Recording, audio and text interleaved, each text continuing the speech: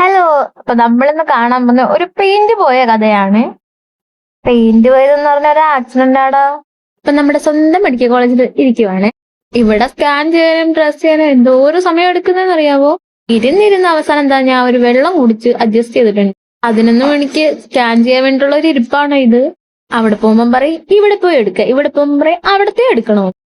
അടുത്തതാ scan ചെയ്യാൻ വേണ്ടി പോവാണ്. അവിടെ ഇച്ചിരി സമയം എടുക്കുന്നുള്ളതുകൊണ്ട് ഞാൻ കിടന്നൊരു ചെറിയ ഉറക്കം അങ്ങ് ഉറങ്ങിയായിരുന്നു. ഞാൻ വിളിച്ചപ്പം രോഗിയും കൂട്ടിരിപ്പവരും ഉറങ്ങുന്നു. ഇരുന്നിരുന്നിരുന്ന് അവസാനം വേര് വരെ വന്നു തുടങ്ങിയെന്ന് തോന്നുന്നു. അത് കഴിഞ്ഞ് സകല സ്കാനിന്റെ റിപ്പോർട്ടും കാണിച്ചിട്ട് ഞങ്ങൾ ഇറങ്ങുവാണേ. അതേ ഞങ്ങളെക്കാളും അത്യാവശ്യത്തിൽ വേറൊരാള് പോകുന്നുണ്ടേ.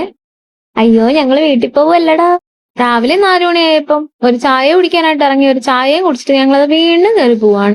അങ്ങനെ ഒരു ഇച്ചിരി സ്ഥലം കണ്ടുപിടിച്ച് ഒരു 5 മിനിറ്റത്തേക്കൊന്ന് മയങ്ങിട്ട് ഞങ്ങൾ ആ വെളുപ്പിന് തന്നെ അവിടെ നിന്ന് ഇറങ്ങിയിട്ടുണ്ട്.